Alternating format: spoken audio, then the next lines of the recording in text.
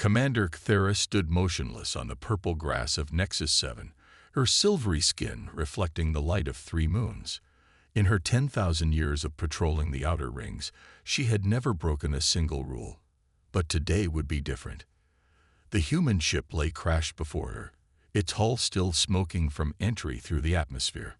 It wasn't a military vessel, just a small research craft that had wandered into restricted space.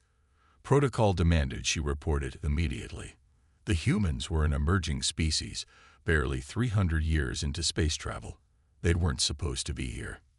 Cthera's hand hovered over her communication device. One call, and a Galactic Council would remove all traces of this violation. Yet something made her pause. Through her enhanced vision, she spotted movement near the ship's emergency exit. A human emerged, female, wearing a white research uniform now stained with dirt. The human limped slightly but seemed otherwise unharmed.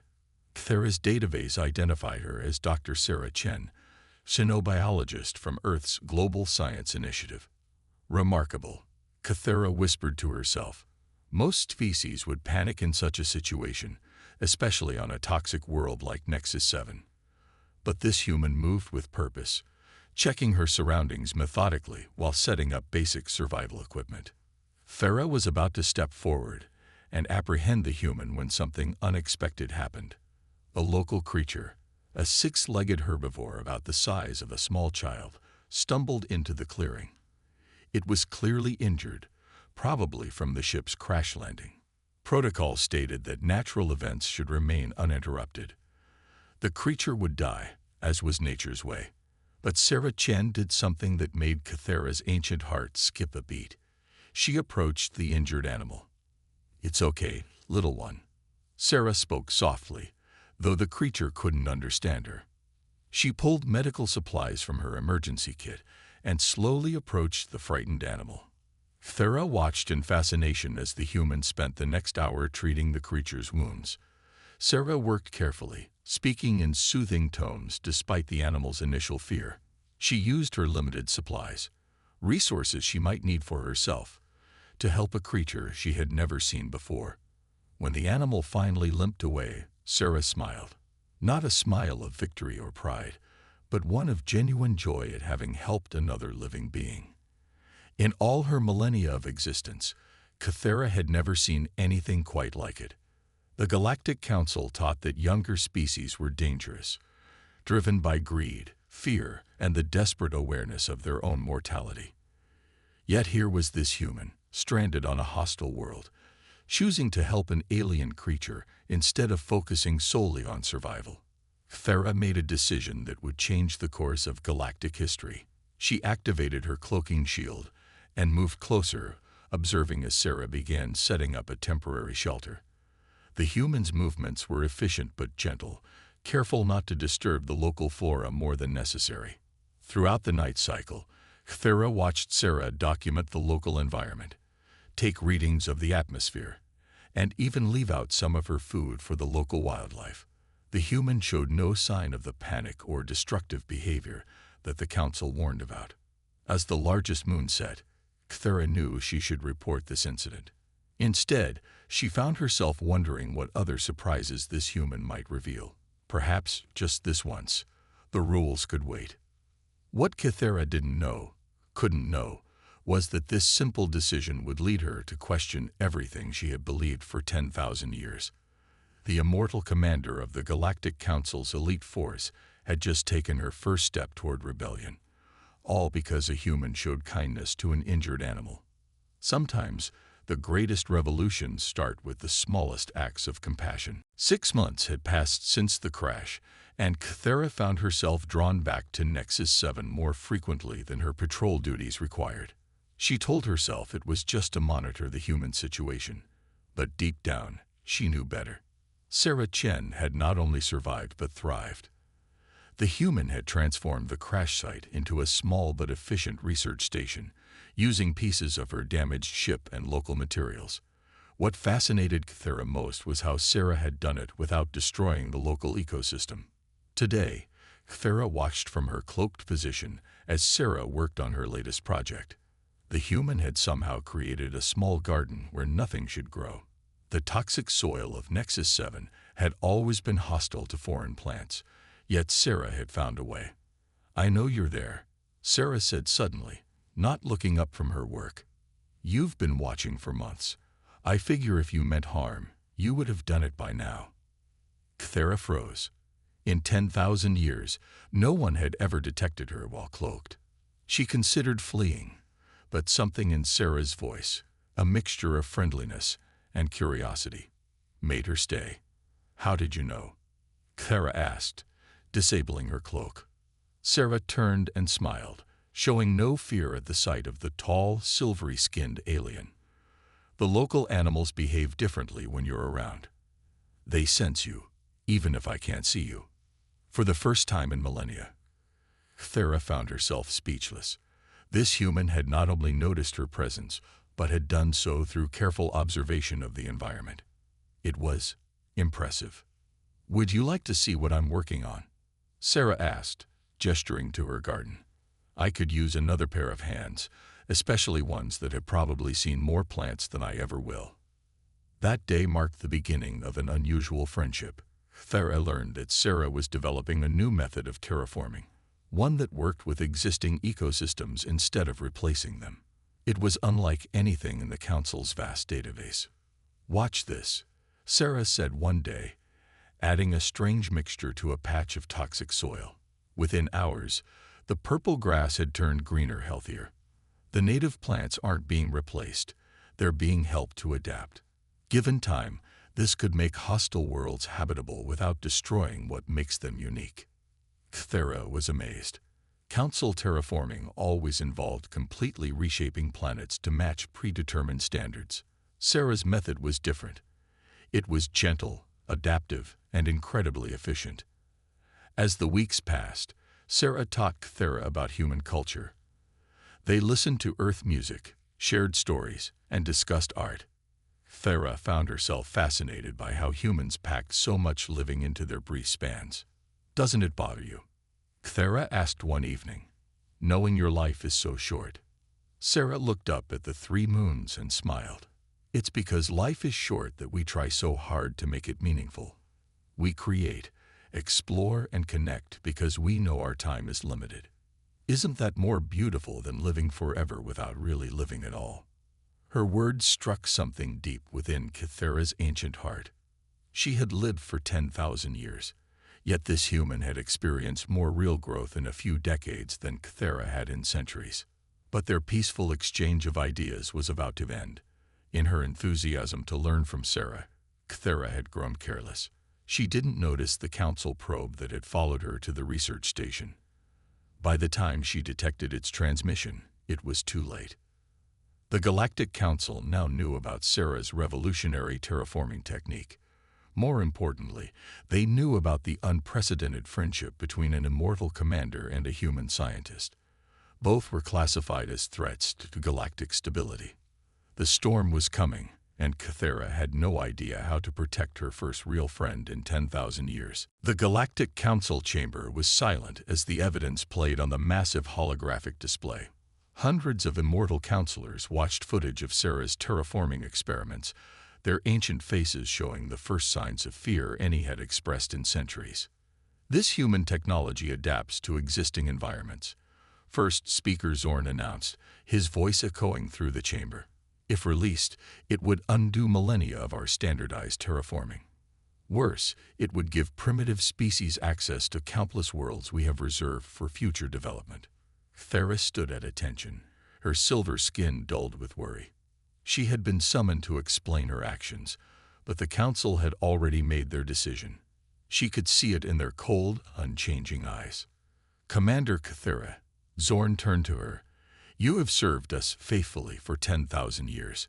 We will overlook your lapse in judgment regarding the human. However, you will oversee the containment operation." "Containment?" First Speaker Cthera asked, though she dreaded the answer. "All human colonies will be quarantined immediately. Their ships will be grounded, their communications blocked. As for the scientist, Sarah Chen." Zorn's face showed no emotion. She will be taken to the Stellar Research Facility for study. We must understand how a primitive species developed such advanced technology. Cthera's mind raced. She knew what study meant at the facility. They would extract Sarah's memories, analyze her thought patterns, and try to understand human innovation. Few subjects survived the process with their minds intact. First speaker, the humans have done nothing wrong, Cthera protested. Sarah's work could benefit all species in the galaxy. That is precisely the problem. Another counselor interrupted. Their ideas spread like a virus. Freedom, change, individual choice. These concepts destabilize the perfect order we have maintained for 50,000 years. Cthera watched helplessly as the arrest order was issued.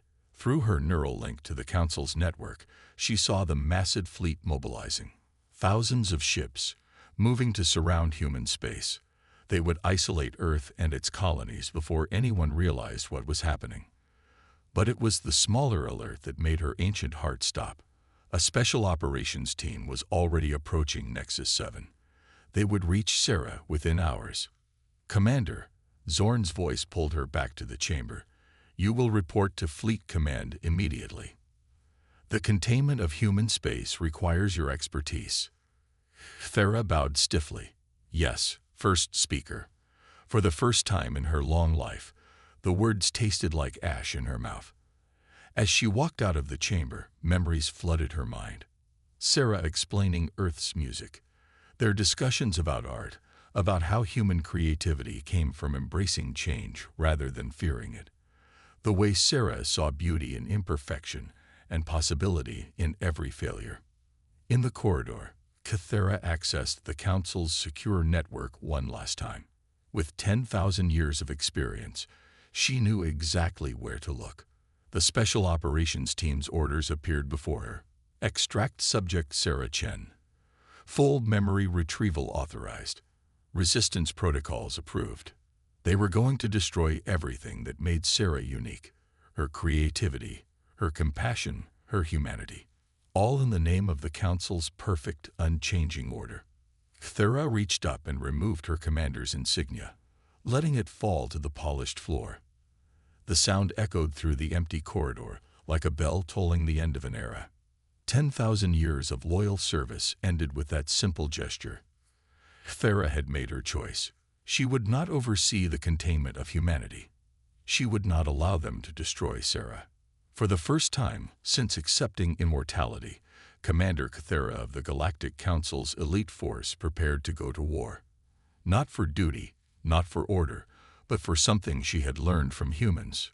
Friendship. Cthera's ship cut silently through space, its cloaking systems operating at maximum power. She had less than 6 hours before the Council would notice her absence. 6 hours to save Sarah from a fate worse than death. As her ship's AI plotted the fastest route to Nexus 7, Cthera accessed the Council's restricted archives. After 10,000 years of service, she knew all their secrets. Now, for the first time, she allowed herself to see the truth behind them. The archives told a different story than the one she had believed. The Council hadn't brought peace to the galaxy. They had frozen it. Every species that showed too much progress, too much creativity, had been contained. Some had been reduced to primitive states. Others had simply disappeared. Display Earth records, Cthera commanded. The ship's screens filled with data about humanity. In just a few centuries, they had gone from primitive technology to space travel. Their art, music, and culture evolved constantly. They argued, made mistakes, and learned from them. They're everything the Council fears, Cthera whispered to herself. They embrace change. They question everything. They're not afraid to fail. A memory surfaced in her ancient mind. Sarah, working in her garden on Nexus 7, had tried dozens of times to make her terraforming formula work. Each failure made her more determined, more creative. She celebrated her mistakes because each one taught her something new. The Council, with all its supposed perfection, had stopped learning millennia ago. Cthera's ship computer beeped, warning her about unusual activity ahead. The Special Operations Team was already near Nexus 7. their ships moving into position around the planet. "Computer, show me their tactical pattern," Cthulhu ordered. The display revealed 6 ships arranged in the Council's standard capture formation. She had designed that formation herself, centuries ago. For the first time, she smiled. They were using her tactics, her procedures. That meant she knew exactly how to beat them. Thera opened a hidden compartment in her quarters. Inside lay a device she had created but never used, a prototype neural disruptor that could temporarily disable immortal minds. The Council had ordered her to destroy it, fearing it could be used against them. They had been right to fear it. As she prepared the device, Cthulhu thought about what she was giving up. 10,000 years of status and power, the respect of her immortal peers, the comfortable certainty of never having to change. "Computer, show me the last image of Sarah Chen," she commanded. The screen displayed Sarah working in her garden, smiling as she discovered something new. In just 6 months, this human had created technology that could transform worlds without destroying them. More importantly, she had transformed Cthulhu without even trying. "Delete all Council command codes," Cthulhu ordered. "Initiate new security protocols. Authorization. Freedom." The ship's systems reconfigured themselves, breaking their connection to the Council's network. There would be no going back now. Cthulhu touched the silvery skin of her face, feeling the immortal perfection that had once been her pride. Soon, she would risk it all. She might die, really die, for the first time since accepting immortality. The thought should have terrified her. Instead, she felt more alive than she had in thousands of years. "Hold on, Sarah," she whispered as her ship accelerated toward Nexus 7. "I won't let them take your mind. I won't let them make you like us. Perfect, unchanging, and empty." The stars streaked past her viewport as Cthulhu, former commander of the Galactic Council's elite force, prepared for war. She had spent 10,000 years enforcing the Council's perfect order. Now she would burn it all down to save one human friend. The Stellar Research Facility floated like a dark star against the purple nebula. Cthulhu had visited this place hundreds of times before, but never as an intruder. Her small ship docked silently at an emergency maintenance port, its presence masked by the facility's own energy field. Sarah was somewhere inside. The Special Ops team had captured her from Nexus 7 just hours ago, moving faster than Cthulhu had expected. But she knew this facility better than anyone. She had helped design its security systems. "Now I'll use that knowledge to break them," she whispered, checking her neural disruptor one last time. Cthulhu moved through the maintenance tunnels like a silver shadow. Her immortal body didn't need to breathe, allowing her to bypass the air monitoring systems. 10,000 years of experience helped her dodge every camera and sensor. She accessed a security terminal, her ancient fingers moving quickly across the holographic controls. Sarah's location appeared on the screen. Level 47, Memory Extraction Chamber 5. They were already preparing to begin. "No," Cthulhu hissed. She had seen memory extraction before. The process would rip through Sarah's mind, pulling out every memory, every idea, every spark of creativity. It would leave behind an empty shell, unable to think or feel or create. The corridor ahead was guarded by 2 immortal security officers. Thera stepped into view, her commander's bearing making them hesitate for just a moment. That moment was all she needed. The neural disruptor pulsed twice. Both guards collapsed, their immortal minds temporarily offline. They would wake up in an hour with no memory of what happened. "Security breach in Section 8. The facility's AI announced suddenly. Unknown energy signature detected." Thera ran now, no longer bothering with stealth. They knew someone was here. She just had to reach Sarah before they figured out who.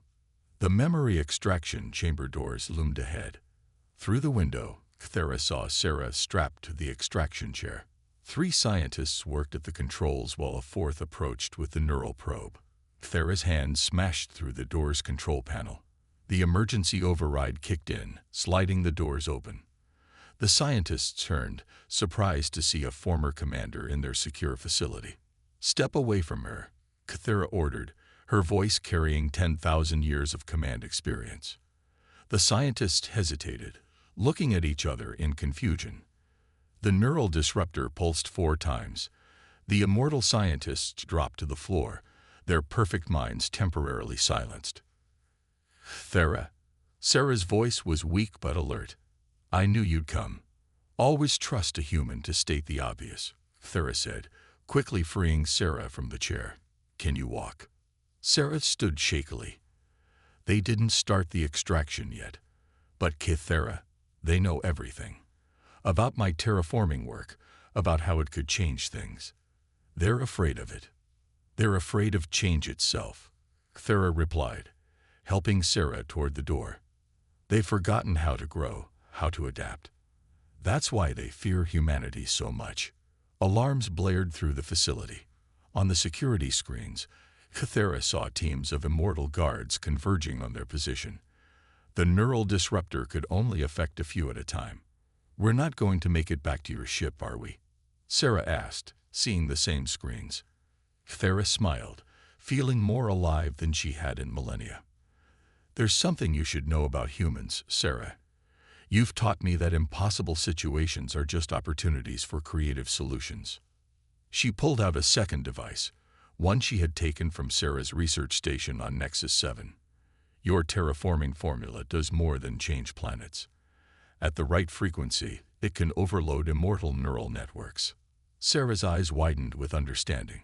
It would disrupt their perfect order, force their minds to adapt or shut down. "Ready to show the Council why change is nothing to fear?" Cthulhu asked, her finger on the device's activation switch.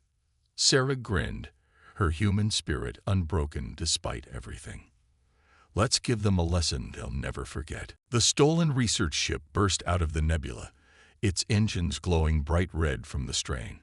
Behind them, the stellar research facility was in chaos. Hundreds of immortal minds had been temporarily overloaded by Sarah's modified terraforming pulse, their perfect order disrupted for the first time in millennia. "They're already recovering," Thera said, her silver fingers dancing across the ship's controls. "The Council will send pursuit ships within hours." Sarah sat in the co-pilot's seat, still shaky from her near encounter with the memory extraction device. "Where can we go?" "They control everything." "Not everything." Kara brought up a star map. "There are places even the Council fears to tread. The Outlands." The map showed the edges of Council space, where abandoned worlds and forgotten species lived free from immortal control. It was a place of chaos, change, and possibility. Everything the Council hated.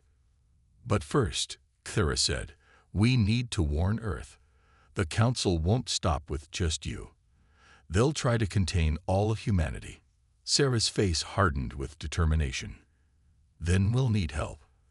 The Council has enemies, right? Other species they've tried to control. Many." Farah activated the ship's deep space scanners. "And I know where to find them." The ship jumped into hyperspace, its course set for a hidden space station in the broken sectors. As they traveled, Cthulhu explained how the Council had suppressed dozens of species over the millennia, forcing them into hiding rather than submit to immortal control. "There's something you should know," Sarah said suddenly. "While they had me in the facility, I heard them talking. They're not just afraid of my terraforming technology. They're afraid of all humans." "Why?" "Because we adapt too quickly. We solve problems in ways they never considered. Every human colony is different, developing its own culture, its own solutions." Sarah looked out at the streaking stars. "They can't control what they can't predict." Cthulhu nodded. "In 10,000 years, I never questioned why we needed to control everything, why perfect order was so important. Then I met you." The ship's sensors beeped a warning. 3 Council pursuit vessels had picked up their trail. "They're faster than us," Thera said, checking the readings. "And I can't use the neural disruptor again so soon. The power cells need time to recharge." Sarah studied the star map. "Look there, an asteroid field." The rocks are rich in thorium. It'll mask our engine signature. It's also incredibly dangerous, Thera warned. One impact at this speed would destroy us. Sarah grinned. Good thing you have a human co-pilot.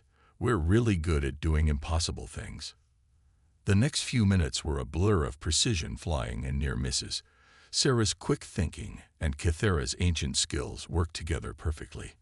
When they emerged from the asteroid field, the pursuit ships were gone, unable or unwilling to follow their reckless path. That, Kythera said, was either brilliant or insane. With humans, it's usually both, Sarah laughed. Then her face grew serious. Thera, why are you really helping me? You gave up everything. Your position, your society, maybe even your immortality. Thera was quiet for a moment. In all my years enforcing the Council's order, I never had a friend. Never knew someone who saw me as more than my rank or power. You showed me that real strength comes from connection, not control. The ship's computer announced they were approaching the hidden station. Soon they would meet others who had defied the Council. Rebels, outcasts, and freethinkers. Are you afraid? Sarah asked. Of course, Kythera replied. But you humans taught me something else too.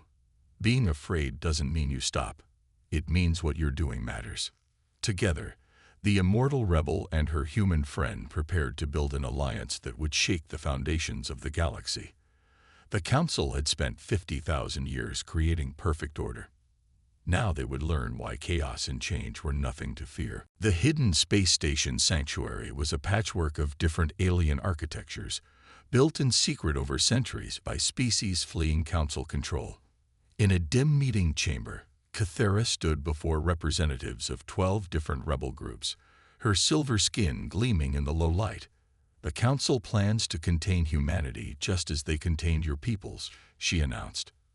But this time, we have advantages they don't expect. Sarah stepped forward, activating a hologram of her terraforming research. The alien representatives murmured as they saw the data. Some had tentacles, others had multiple heads, but all showed signs of interest. The Council's power comes from control, Sarah explained. They make every world, every species, follow their perfect pattern. But my technology does something different.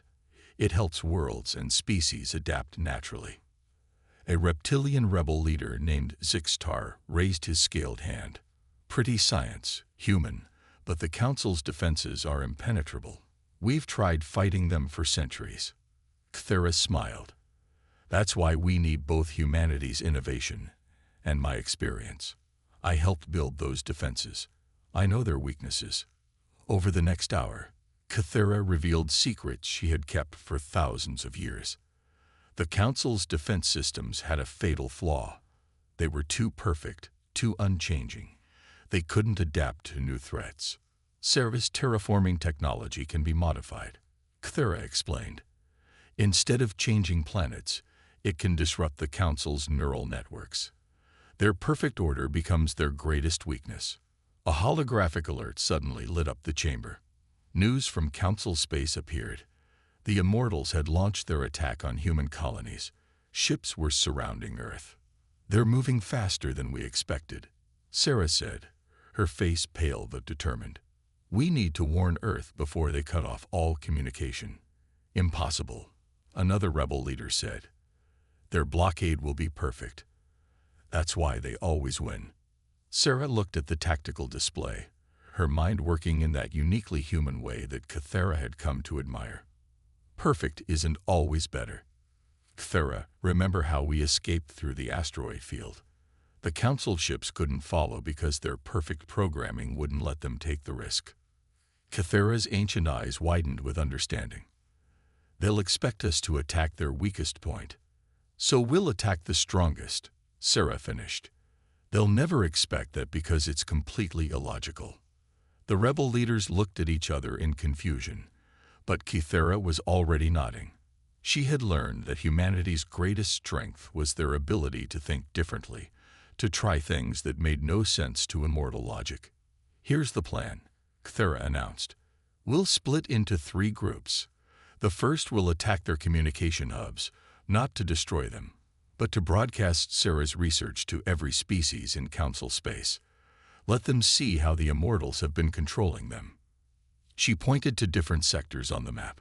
The second group will target their neural network nodes. Sarah's modified terraforming pulse will disrupt their perfect order, force them to adapt or shut down. And the third group? Zixtar asked. Sarah stepped forward. The third group goes straight for their capital world. Not to fight, but to show everyone something they fear more than weapons: the truth. Thera felt pride as she watched her human friend rally these ancient rebels. In just days, Sarah had adapted her peaceful terraforming research into a weapon against immortal tyranny. But unlike the Council's weapons, this one didn't destroy. It forced growth and change. They call themselves perfect, Thera told the gathered rebels. But perfection means never changing, never growing. Today we show the galaxy that change is nothing to fear. As the rebel leaders began preparing their forces, Sarah touched Cathera's silver arm. Are you ready to face your former people? Thera looked at her first and truest friend. For 10,000 years, I was one of them. Now, thanks to you, I'm finally myself. Above them, rebel ships began powering up their engines. The greatest revolution in galactic history was about to begin, sparked by the unlikeliest of friendships. An immortal commander and a human scientist who dared to think differently. The rebel fleet dropped out of hyperspace near Earth, emerging into chaos. Hundreds of council ships formed a tight blockade around humanity's homeworld. But something was wrong. The council fleet wasn't firing. They're broadcasting something, Sarah said, studying the ship's communications display. It's being sent to every human colony. Thera's silver face darkened as she heard the message. The Council was offering humanity a choice: accept their rule and gain immortality, or face containment. They were trying to divide Earth's people against each other. Clever, Thera muttered.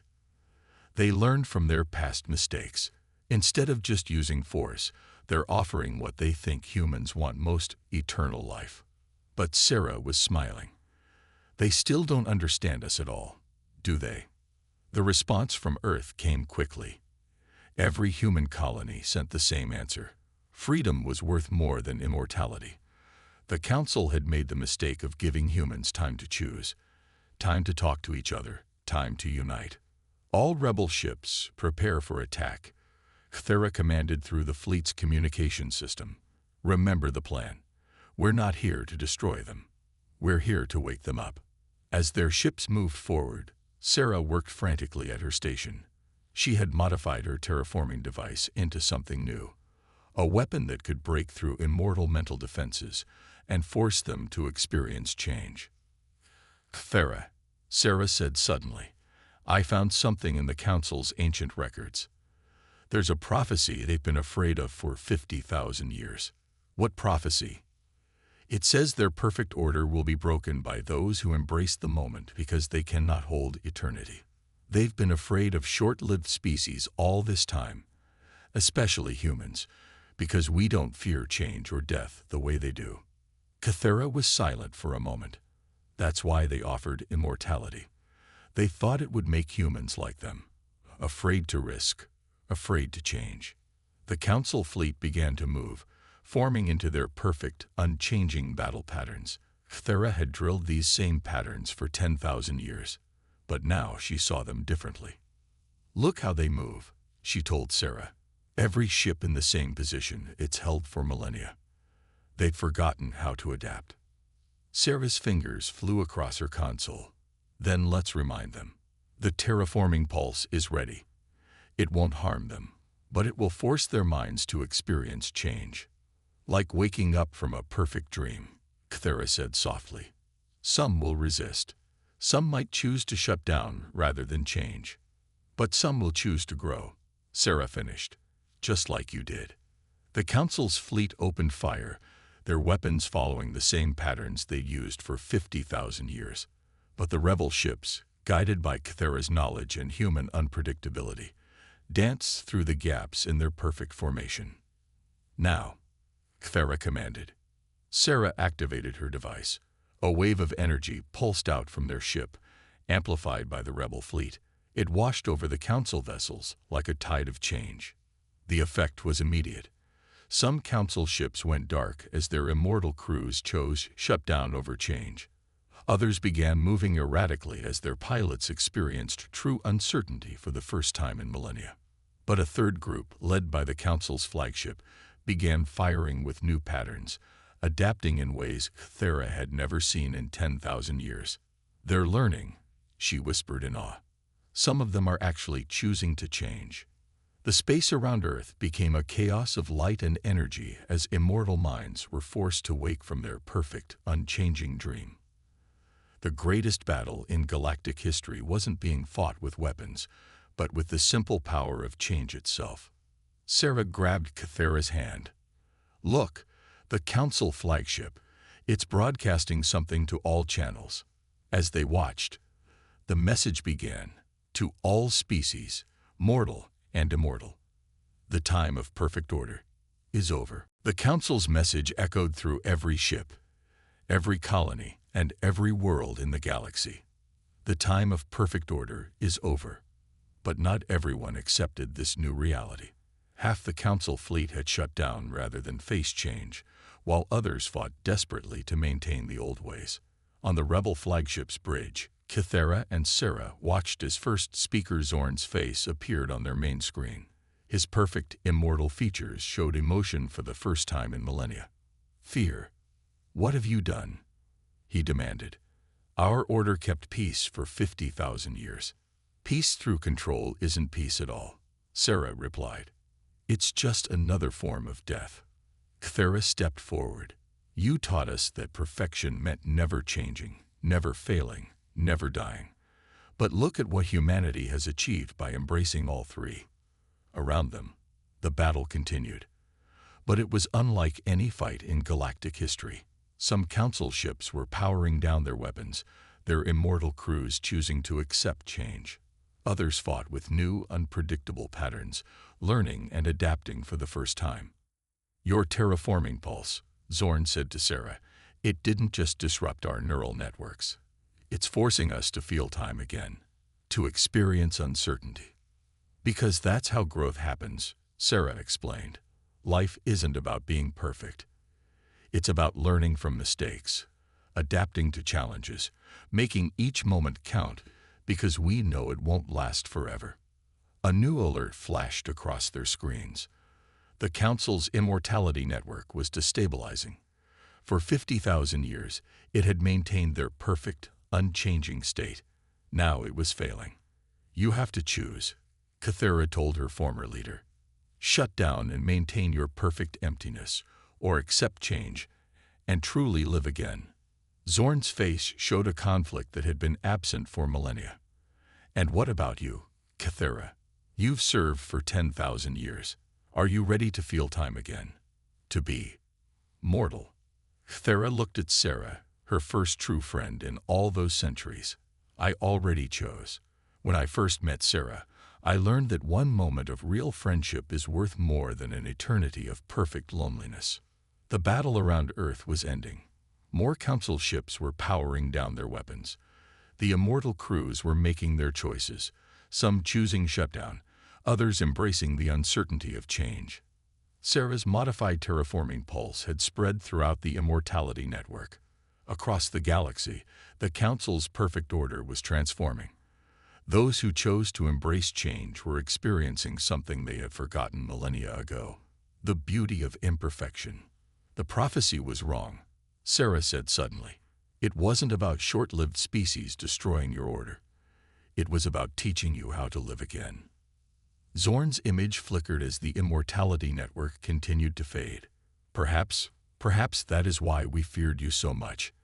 Not because you would end our perfect order, but because you would show us what we had lost." Cathera felt the network's energy leaving her body. Her perfect, silver skin began to change, showing the small imperfections that came with true life. It hurt, but it was a good pain. The pain of growth, of renewal. "What happens now?" Sarah asked, watching as the Council fleet dispersed, carrying their message of change to every corner of the galaxy. Now, Cthulhu said, feeling truly alive for the first time in 10,000 years, we learn to live again. All of us, together.